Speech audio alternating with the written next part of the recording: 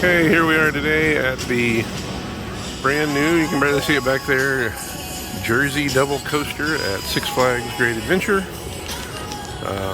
It's on Friday of their pretty extensive member and pass holder preview. Really got to hand it to Six Flags on being nice to their members and pass holders. Like my channel down below if you like to see more roller coasters, POVs. They do a lot of haunted houses, Halloween stuff, water slides, all sorts of fun stuff in general. But today we're here to ride the Jersey Devil coaster. As you'll see, it's one of the RMC Raptor coasters. This is the first unique one after the initial design. Just a little bigger, a little longer.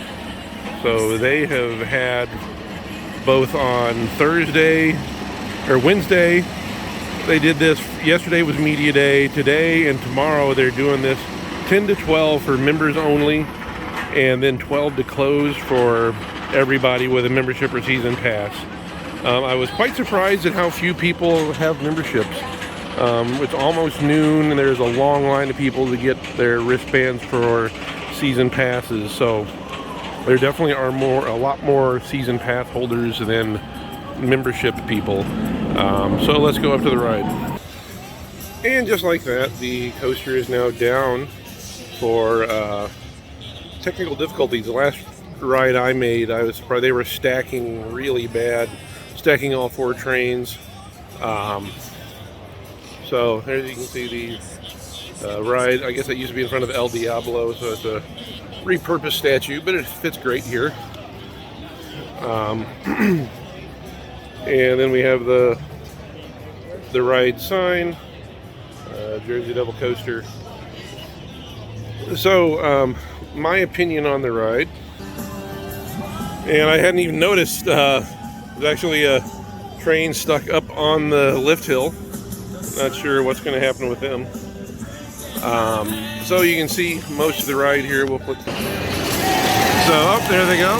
So there's the first drop. You'll notice it has a very long train, 12 seats. The first drop is quite good. In an Immelman, which I love Immelmans, or I guess it's a reverse Immelman.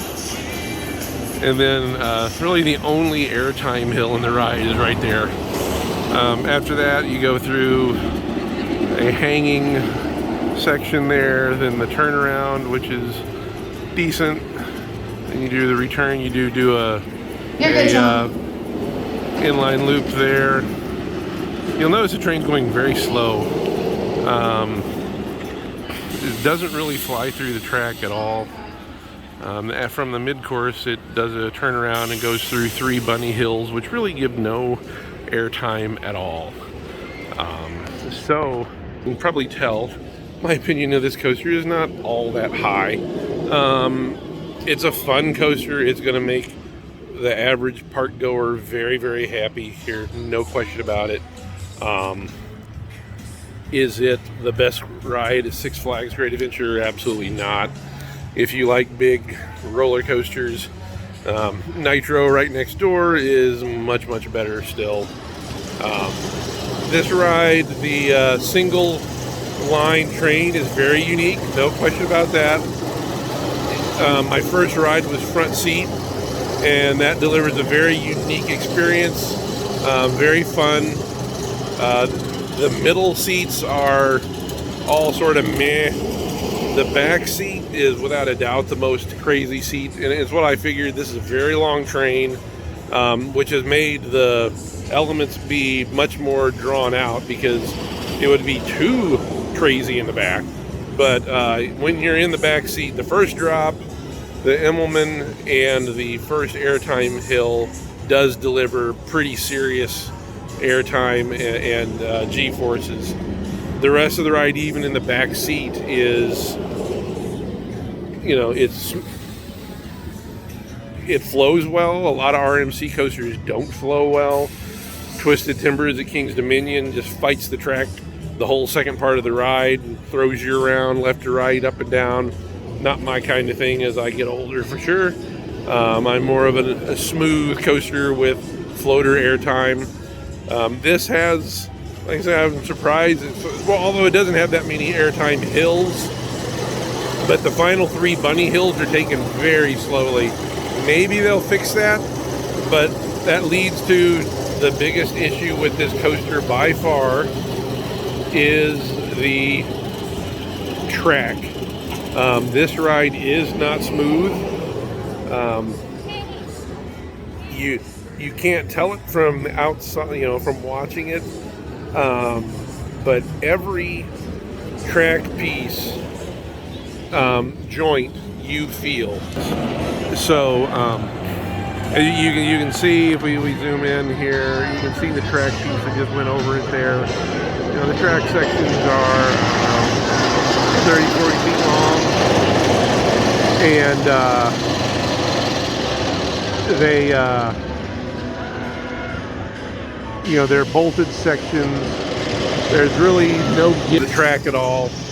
So each one of those bolted sections, you can count them as you ride through them. I mean, it's just a thump, thump, thump, thump. It's not really bad, but this coaster is, you know, been running like 2 weeks. It's not going to age well, I don't think, especially if Six Flags does not replace the wheels a lot, because I think this thing is going to eat wheels. You can already tell on one of the track sections on the big drop after the first turnaround, it's lost all sorts of paint. It looks like it's got, I mean, it's rough looking already, that connection. Some of the other sections are the same way. So, you know, some are good, some are worse. One of the sections, really a couple of them after the first airtime hill, are really bad. And, you know, it's the whole train too. It's not just the back. In fact, you probably feel it less the further back you go because you're going faster, but on most of them. But it's not, you know, El Toro rattle your brain uncomfortable, but you know, this ride should be smooth as silk. Brand new, high-end technology coaster. Maybe it's an issue with making the single rail. I mean, obviously this is not circular track that's nice and easy to bend in any direction you want. So the tolerance might be a little higher on the joints, but you feel it, and I think it's gonna hurt it long term. I don't know if all the Raptors are that way or not, but this one definitely is. So it's a fun ride. I would not, you know, go way out of my way to come here just to ride this. It does eat people fairly well. People are coming in, the membership coming. This is by far the longest line. It goes through the queue house, does a little zigzagging up the stairs. There's no queue lines in the station, just one long approach to the very back. And then, you know, it's got the constantly moving trains in the station, and they just tell you which seat to get into. So it, you know, when it's kicking, it loads people very quickly. I mean, it's like a constant loading. Dispatches a train about every 50 seconds, maybe on average. So what if it was doing one a minute, it would be doing 720 people an hour. So it's doing maybe 800 people an hour, maybe a little over that, which isn't great for a new coaster at one of the biggest amusement parks in the country. So this is going to have a long line this summer. But last thing, you know, so I was here, got here at about 10 o'clock, got my wristband, got in line about quarter after, went right on the front line, or right on the front seat, and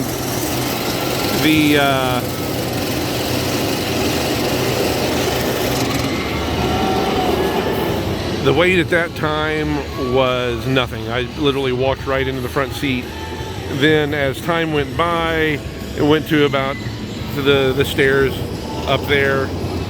But then, I don't know, maybe by about 10:30, quarter to 11, they were letting you just jump seats in the station because there There was maybe, they would have been half full probably had they not been doing that. So, you know, you've got members which are hardcore roller coaster people. They're here most likely for the first time to ride a brand new coaster, very unique coaster. And after a couple of rides, everybody was leaving. So I sort of think that's a pretty good example of what the public thinks of the coaster. I mean, it's fun, but it's not something that people are going to be running to for years and going, oh my God, this is amazing. It's a good addition. It's really not big enough for a park like Six Flags Great Adventure, but it's good. So that's my review. A little rambling. Hopefully you can hear it good over all the coaster noise. But come ride it and see for yourself. Maybe you'll like it a lot better than me. And be sure to like my channel, and we will see you next time around. Thanks.